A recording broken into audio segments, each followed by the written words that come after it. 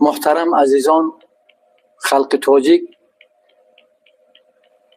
با دین مبین اسلام همچون یک سرچشمه پاک و بی‌آلایش معنوی، روحانی و اخلاقی احترام می‌گذارد. تاریخ گواه است که گذشتگان بزرگ ملت ما در رواج گسترش و رشد نمود دین اسلام و ارزش‌های اسلامی سهم ارزنده دارد. دین مبین اسلام امروز یکی از رکن‌های مهم جهان بینی، معنویات و اخلاق جامعه ما به حساب می‌رود و ما حق نداریم که نقش آفریننده و انسانساز ندیده گیریم. در دین مبین اسلام بزرگداشت انسان و احترام شخصیت نه تنها نسبت معتقدات آن بلکه نسبت پیروان دیگر دین‌ها نیز مقام خاص دارد.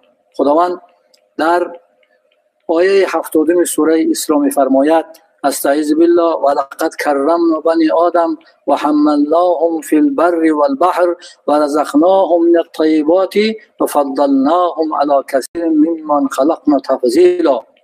ما فرزند آدم را کرامت دادیم، آنها را حمل کردیم در خشکی و در بحرها و ریخت دادیم آنها را از پاکها و آنها را از دیگر خلق‌هایی که ما خلق کردیم فضیلت دادیم.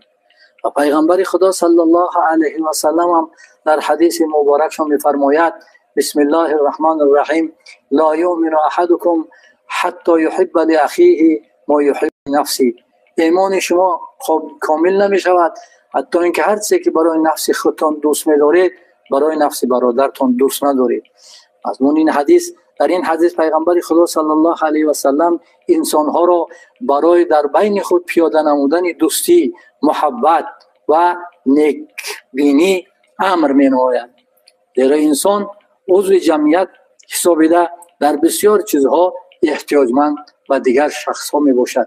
از همین جهت پیغمبر خدا صلی الله علیه و سلم در دیگر حدیثان فرمودند: بسم الله الرحمن الرحیم ان الله فی عون عبده ما دام العبد فی عون اخیه.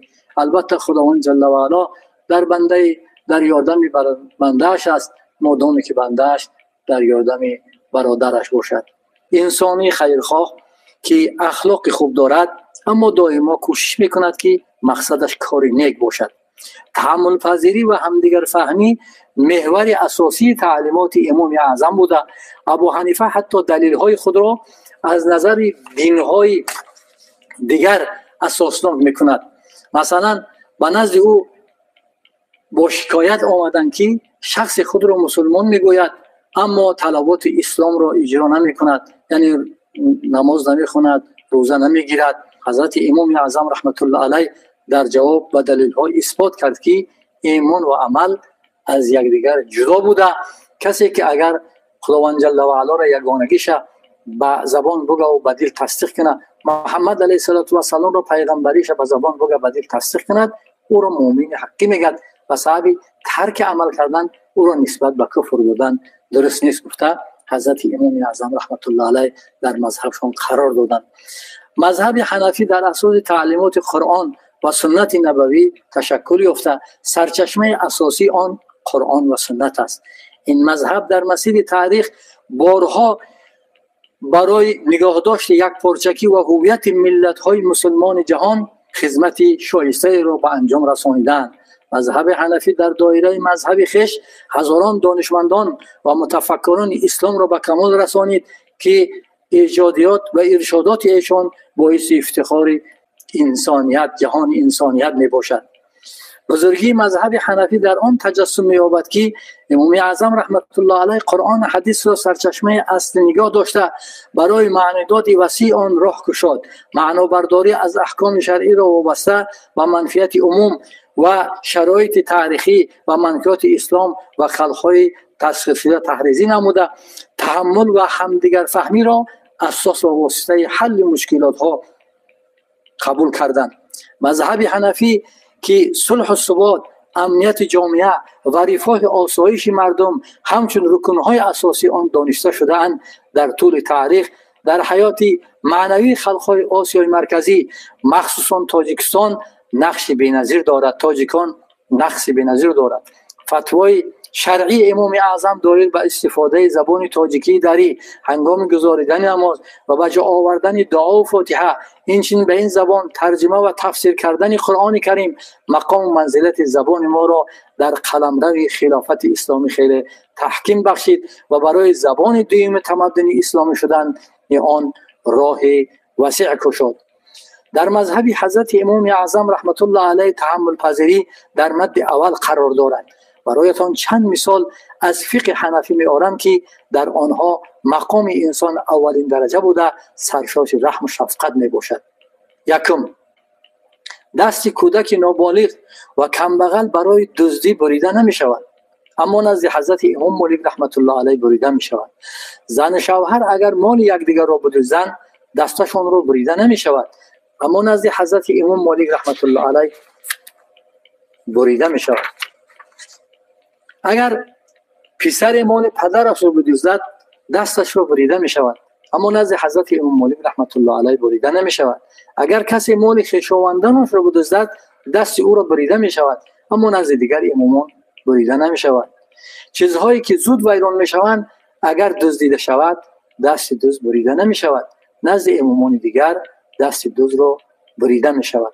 3 طلاق را یک جای دادن حرام است و طلاق دهنده گناهکار عظیم می شود، اما نزد دیگر امامان هیچ باکی ندارد. این چنین تحمل پذیری و انسان دوستی امام اعظم در مسیر فتوا یکی از سبب‌های گسترش مذهب او در عالم اسلام به شمار می رود. چنانه که در مسئله کفر یک شخص امام اعظم رحمت الله علیه جانب احترار روایت کرده به هیچ وجه اجازه نمی دهد که حکم کفر را او را بعد از اسلام صادر کند. جهت دیگری تحمل پذیری این مذهب قبول مسائل عرف و استحسان در بخش فقه می باشد که جهان اسلام نیز از این استفاده می برد. همین طریق می توان مثال های زیادی آورد در آنها مذهب ما در مسئله تحمل پذیری برتریتی نظررس دارد، اما حالا هم شخصانی وجود دارند که پیروی به این مذهب بزرگ را قبول ندارند و همگان معلوم است که وقتهای اخیر رویه‌های تندروی دینی پیدا شدند که به مذهبی را اساس وحدت اسلامی می‌حسابند. بی‌شبهه این فکری خام و خطای محض میباشد. برعکس گفتگوی مذهب‌ها در چارچوبه تمدن اسلامی در سطح صفت‌های نوع مناسبت‌های خلق‌ها و دولت‌های اسلامی و حفظ خصوصیت‌های فرهنگی و تمدن ملت‌های اسلامی ضرورت حیات و راه یگانه حل مشکلی مذکور میباشد.